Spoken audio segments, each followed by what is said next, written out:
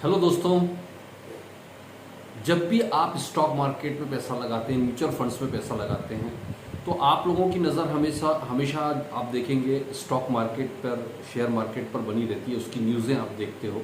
और हमारे यहाँ पर जो मीडिया है, किसी भी न्यूज़ को इस तरह से बताता है कि उसमें नेगेटिविटी ज़्यादा दिखाई देती है और पॉजिटिविटी दिखाई नहीं देती। उस मीडिया की जब आप न्यूज़ सुनते हैं तो ऐसा लगता है सब कुछ खत्म हो चुका है। जब आप न्यूज़ से हटकर आप अपनी नॉर्मल लाइफ जीते हो तो आपको लगता है ज़िंदगी बहुत खूबसूरत है। ऐसी ही चीज़ अभी आप देख रहे होंगे स्टॉक मार्केट में बहुत भारी गिरावट। अगर सेंसेक्स की मैं बात करूं तो अपने ऑल टाइम हाई से करीबन 10,000 पॉइंट नीचे है। That means it's a big big big loss, है ना।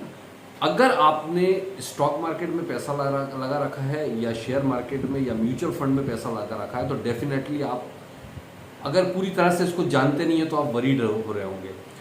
अभी मैं इस वीडियो में जो बात करने वाला हूं वो इस टॉपिक पर बात करूंगा कि ये स्टॉक मार्केट में एक्चुअल में गिरावट किस वजह से है।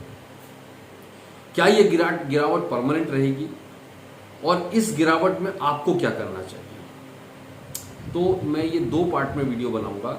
पहला पार्ट तो मैं इस पर बात करूंगा कि ये मार्केट गिरा क्यों। दो तीन बहुत ही मेजर रीज़न है, इसको समझना आपको चाहिए। सबसे पहला रीज़न जो स्टॉक मार्केट गिरने का है, जैसे मैं आपको बात करूं यूक्रेन और रशिया का जो वार है, ये तो एक रीज़न है, ये तो एक बड़ा रीज़न है ही जिसकी वजह से स्टॉक मार्केट गिरे हैं। पूरे दुनिया भर के स्टॉक मार्केट गिरे हैं, लेकिन उस वरी से वो रिकवर कर चुके थे थोड़ा बहुत। लेकिन इंडिया के अंदर अभी जो सबसे बड़ी गिरावट है उसके दो रीज़न है।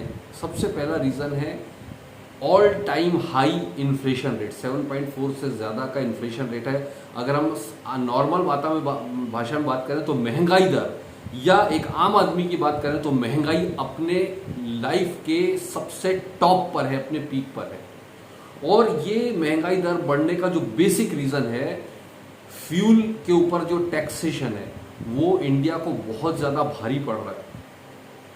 क्योंकि आज नहीं तो कुछ भी चीज़ पर अगर हम डिपेंडेंसी अगर हम देखें, चाहे हम एफएमसीजी पर बात करें, चाहे रोज़मर्रा का कंस्ट्रक्शन वर्क की बात करें, किसी भी तरह का जो सामान है आज की डेट में अगर मैं देखूं पिछले एक साल में ऑलमोस्ट डबल होने की कगार पर है। आप किसी भी चीज़ को सर्च कर लीजिए तो उसके पीछे सबसे बड़ा रीज़न है जो फ्यूल है। क्योंकि ट्रांसपोर्टेशन फ्यूल के ऊपर टिका रहता है और उस फ्यूल की वजह से हर चीज़ों का रेट हाई हुआ है। टैक्सेशन डेफिनेटली बहुत बड़ा रीज़न है। और इसके पीछे एक और जो बहुत बड़ा रीज़न है वो है बैंक की, जो रिजर्व बैंक है उसकी जो हाल ही में मॉनेटरी पॉलिसी जो आई है, जिसमें रेपो रेट में जो उन्होंने बदलाव किया है, उसकी वजह से जो लोन है उसके रेट्स हाई हुए हैं। इस वजह से होम लोन भी महंगा हुआ है। और साथ ही साथ अगर आप देखें कि बिजनेस के लिए जो लोन लिया जाता है, जिसको हम बिजनेस लोन्स कहते हैं, बड़ी कंपनियां कॉरपोरेट लोन्स होते हैं वो लेती है, वो भी बहुत महंगा हुआ है। ये दोनों महंगे होने की वजह से कंपनियों में एक डर का माहौल है कि जिस वजह से अगर आप इतना महंगा लोन लेते हैं उसको चुका पाना मुश्किल होता है।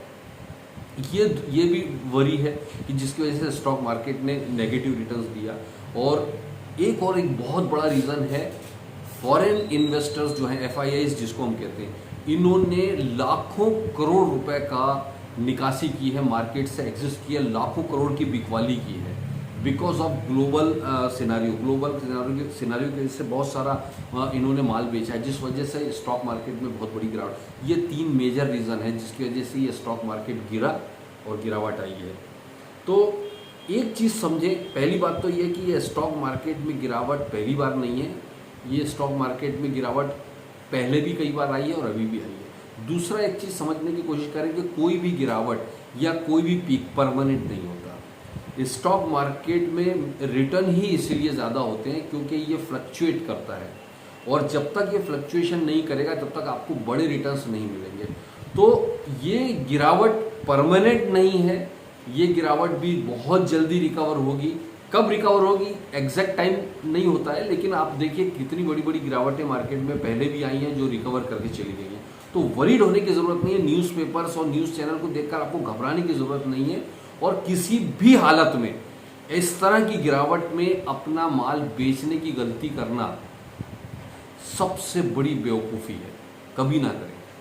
तो इस तरह का जब मार्केट गिरता है या गिरावट आती है तो हमें क्या करना चाहिए, एज ए इन्वेस्टर हमें क्या करना चाहिए। पहली बात तो मैं बता देता हूँ कि यही वो स्टॉक मार्केट है, अगर आपने इसको अपॉर्चुनिटी बनाया तो यहाँ पर एक नॉर्मल मिडिल क्लास बंदा भी करोड़पति बन सकता है इसी मार्केट से।